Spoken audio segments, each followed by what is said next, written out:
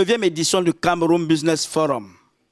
En présence de près de 17 ministres, les échanges ont tourné autour de l'amélioration de la vie économique, du climat des affaires, de la lutte contre la corruption, des détournements des deniers publics, de la consolidation de la paix, de l'ouverture du capital des entreprises publiques aux opérateurs privés, enfin, du renforcement de la professionnalisation. Et je crois que ce processus va se poursuivre dans le sens d'une relation, on va dire, un peu plus étroite entre le secteur privé et le secteur public. Le gouvernement et les milieux d'affaires ont en effet planché sur les modalités à déployer pour oxygéner les petites et moyennes entreprises, selon des orientations du chef de l'État camerounais qui avait demandé le paiement prioritaire de la dette extérieure due aux PME et leur accès au financement bancaire. On s'est entendu que le secteur privé devrait faire des entreprises ce qu'il doit faire pour que les banques acceptent de leur donner du crédit. L'État qui encadre ce secteur privé en termes de renforcement de capacité va aussi faire son travail pour qu'ensemble on puisse sortir de là avec des entreprises qui seront capables d'aller vers le secteur financier et que celui-ci soit capable de leur donner satisfaction. Mais attention, c'est une œuvre de longue haleine. Le Premier ministre a dit la détermination des pouvoirs publics à optimiser l'accompagnement du secteur privé et s'est réjoui que l'ensemble des recommandations mises en œuvre depuis 2009 aient concouru à l'amélioration du classement du Cameroun dans le dernier Doing Business de la Banque mondiale où il a gagné 3 places.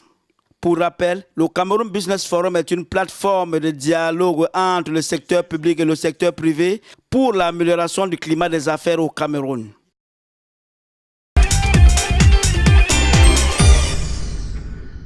La production nationale du cacao pour la saison 2017-2018 pourrait être pour le Ghana l'une des pires jamais enregistrées ces dernières années. Selon les prévisions du Conseil ghanéen du cacao, cette production va s'établir à environ 700 000 tonnes.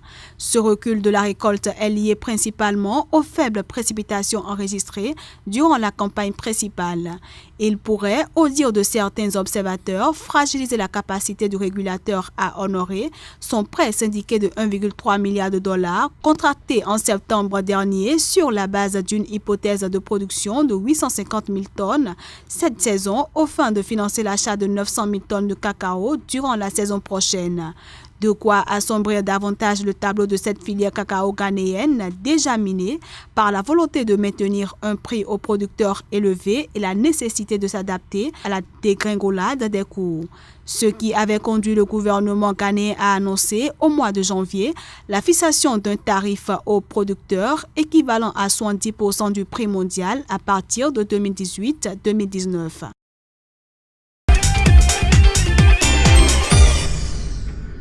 En l'espace de mois, les réserves de change du Nigeria ont atteint environ 46 milliards de dollars en mars 2018. Ceci représente une augmentation de 3,2 milliards de dollars par rapport au niveau atteint au mois de février et qui est de 42,8 milliards. Selon la Banque centrale du Nigeria, cette hausse continue des réserves du pays est le résultat des efforts qu'elle déploie pour décourager vigoureusement les importations inutiles et à en réduire la facture tout en favorisant l'augmentation des exportations de pétrole et de produits non pétroliers. Cette politique a permis au pays de stimuler l'offre de produits de substitution locaux en remplacement des produits importés. La méthode adoptée par la Banque centrale nigériane a aussi permis de créer des emplois et d'améliorer les revenus des agriculteurs et des fabricants locaux. Pour rappel, la Banque centrale nigériane avait été contrainte de puiser dans ses réserves afin de soutenir le Naira au moment où le pays a plongé dans une crise économique causée en grande partie par la chute sur le marché international des prix du pétrole qui alors contribuait à 70% à ses revenus et à 90% à ses ressources en devises. La tendance semble aujourd'hui être renversée grâce à la série de réformes structurelles et macroéconomiques initiées dans le pays et à la remontée des cours du pétrole. « 39,3%, c'est le chiffre de croissance du volume des échanges commerciaux du Nigeria en 2018 par rapport à l'année 2017.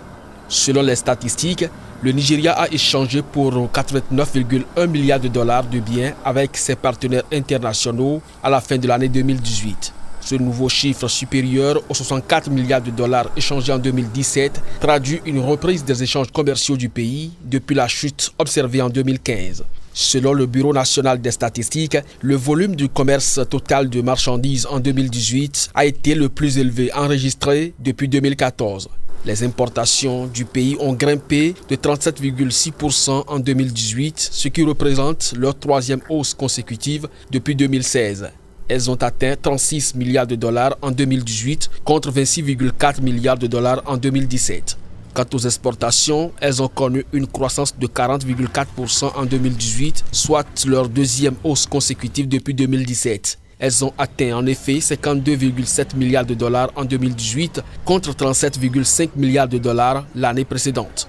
Il faut dire que cette reprise des échanges commerciaux est largement due au secteur pétrolier qui a représenté 84,18% des exportations du pays au quatrième trimestre de l'année 2018.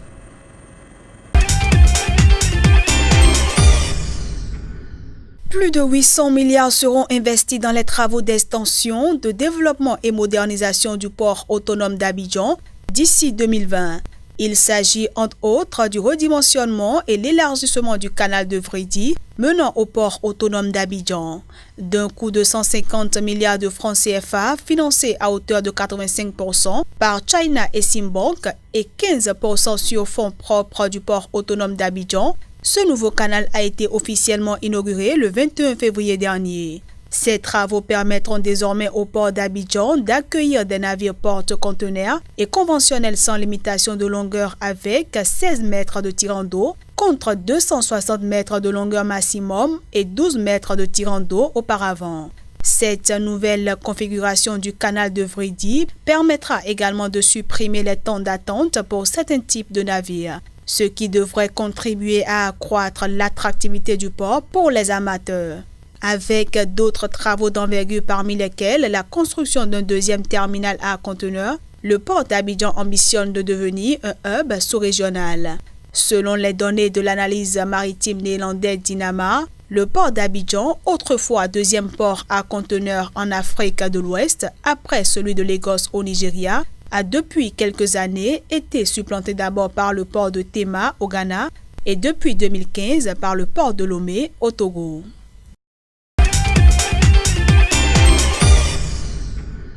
Durant la campagne de commercialisation 2018-2019 qui s'ouvre au Bénin, le kilogramme du noix de cajou reviendra à 400 francs CFA. L'annonce a été faite par le gouvernement béninois au thème du Conseil des ministres qui s'est tenu le 6 mars à Cotonou. Ce nouveau tarif, qui marque une baisse de 250 francs CFA par rapport au prix de la saison précédente, s'explique, d'après le gouvernement, par une situation mondiale marquée par des problèmes d'écoulement de la matière première. L'exécutif a expliqué que les statistiques d'organismes spécialisés dans le secteur de la production de la noix de cajou indiquent qu'il existe encore sur le marché mondial environ 400 000 tonnes de stocks résiduels non écoulés, dont 45 000 en Afrique de l'Ouest et 7 500 au Bénin. À ce stock s'ajoutera une production mondiale en 2019 estimée à 3 765 000 tonnes.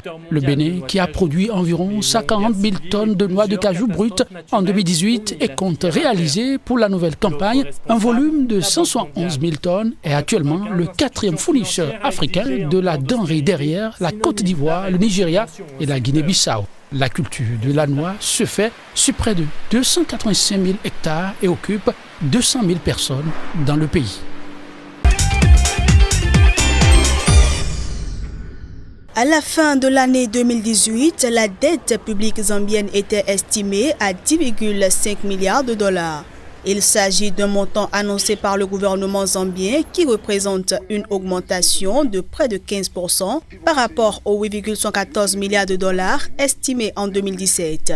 Selon les autorités, cette hausse serait due à une augmentation des décaissements concernant des prêts précédemment contractés pour des projets d'infrastructure. La majeure partie de la dette du pays est constituée de titres émis sur le marché obligataire et de prêts contractés auprès de bailleurs de fonds bilatéraux et multilatéraux. Pour réduire le poids de la dette publique, le gouvernement zambien avait annoncé au mois de juin dernier de nouvelles mesures d'austérité. Dans cette dynamique, les opérations de prêt en cours et les projets qui avaient atteint un taux d'avancement inférieur à 80% avaient été suspendus. Quelques jours avant cette annonce, le gouvernement zambien avait également fait part de son intention de changer le libellé de sa dette envers la Chine du dollar au yuan. L'agence de notation Fitch avait déjà annoncé que la dette totale du pays atteindrait 69% de son produit intérieur brut à la fin de l'année 2018.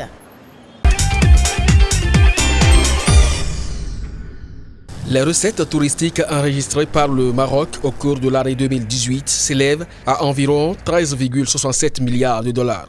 Ce montant, qui constitue une hausse de 6% par rapport à celui obtenu en 2017, provient des données statistiques rendues publiques par l'Observatoire du tourisme du Maroc. Ces recettes proviennent principalement du tourisme récepteur, c'est-à-dire des touristes non résidents, étrangers et marocains résidant à l'extérieur en visite au Maroc, à hauteur d'environ 9,42 milliards de dollars, et du tourisme interne, c'est-à-dire des touristes résidents séjournant au Maroc en dehors de leur environnement habituel, à hauteur d'environ 4,25 milliards de dollars.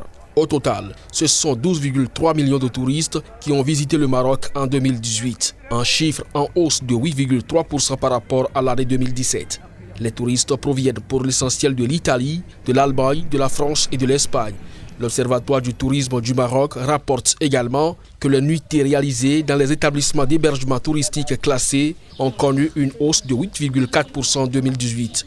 Il faut dire que les pôles touristiques Marrakech et Agadir ont généré à eux seuls 60% des nuitées totales au cours de l'année 2018.